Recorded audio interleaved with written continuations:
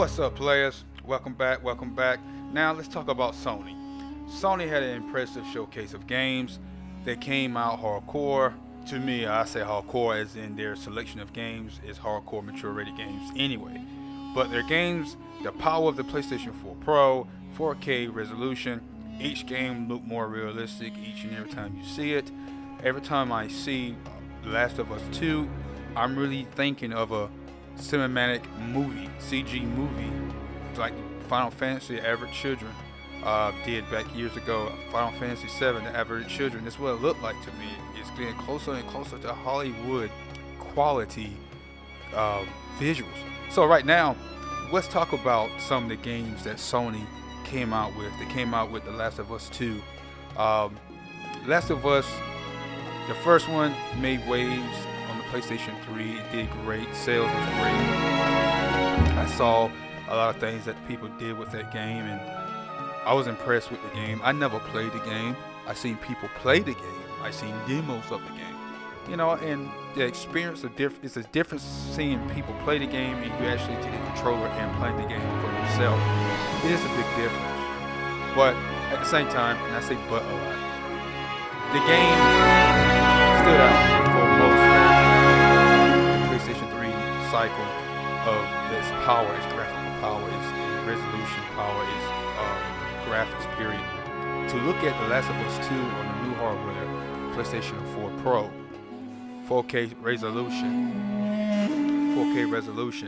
I think that at the same time, looking at the game is gorgeous, it's beautiful. It does a lot to showcase the power of the PlayStation 4 Pro. It showcased a lot of the power of what the system can do.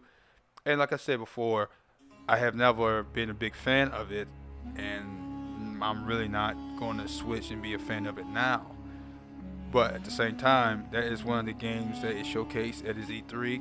The other games that it showcased that, you know, people have been looking forward to for years, been ready for a remake in this caliber, was Resident Evil 2. Now, watching that trailer, watching them just come out with it, and overall just, I mean, man, it was a eye-opener. The game looks totally different. It's remind me of Resident Evil Revelations, third-person view, but the horror still there intact. Is nothing changed really from the game, besides the visuals, besides the over-the-shoulder view, but the horror, the gore, the blood, the cinematography in the game makes it seem like, oh my God, heaven. The game is just that awesome. It's that gorgeous. So at the same time, to look at that game and to see the remake, they done remake part 1 multiple times. They remade a lot of versions of Resident Evil so many times. But I just think that Resident Evil 2 for the system, for a new generation, is going to sell like hotcakes. Got some gore intact, the maturity rating is intact, everything about the series is intact. So Sony has a killer app with Resident Evil 2. And I think that it's going to continue to remake these games and make them better in higher resolution graphics. And wondering if the game is at 60 frames per minute or 30. I don't know. But the way that the game looks is a visual powerhouse right now. And it's going to sell some PlayStation 4s. It's going to sell them because they sell them anyway. But it's going to continue to sell them. And moving on for a minute, we're going to continue to look at the games that stood out the most to me.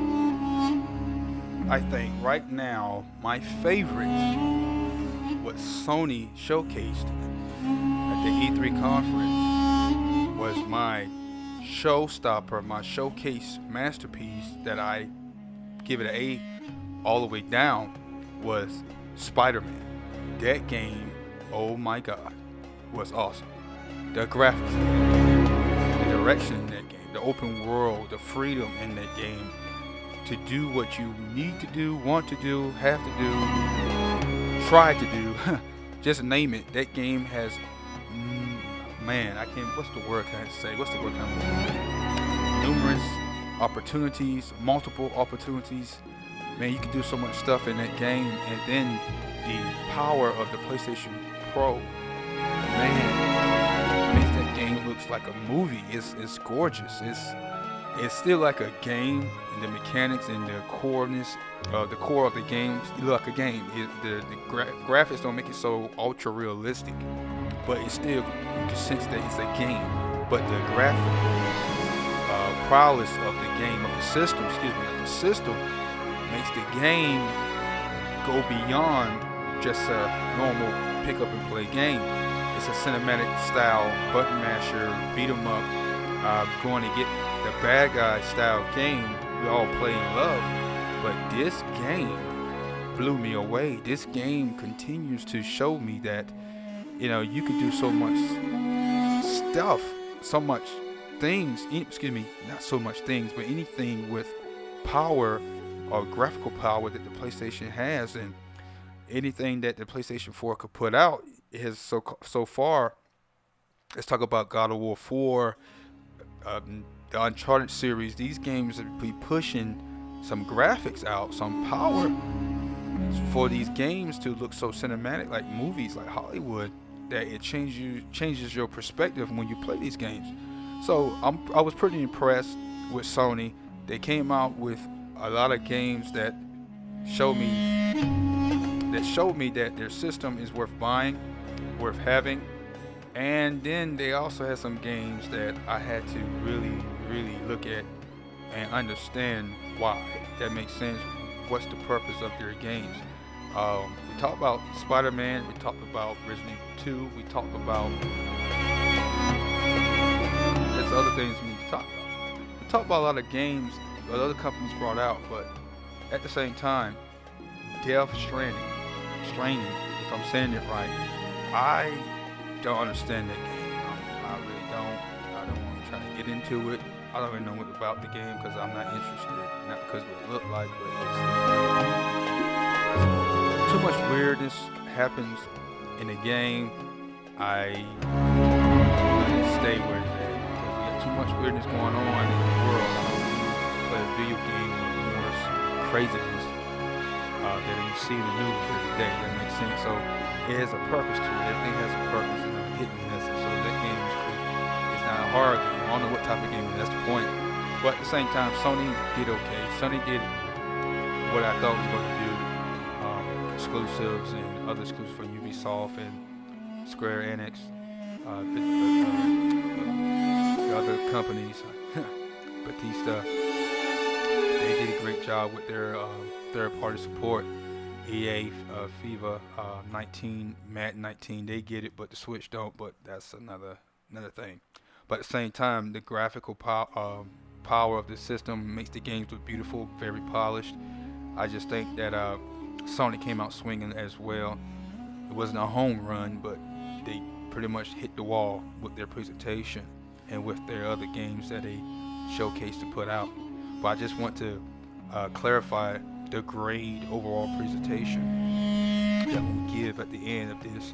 So far, the pros and cons, the good and the bad. What's the good? The good, pretty much the whole presentation was solid. It wasn't lackluster. It was pretty entertaining. Spider-Man stood out. That was the good thing about it. That was the most impactful thing to me about it was Spider-Man and the other games. They had some great other games, third-party games, but this is mostly about what they did well to me. And Spider-Man pretty much paved the way. Now, it has great games all around besides Death Stranding. Has some great games, but now the con about it, Death Stranding, that's a weird game, but only Sony can have games like that. But that's the con. I really don't see a lot of exclusive mascots and games that Nintendo does, but Sony knows how to anyway. So basically, overall con, I give, not that bad. I give it a B.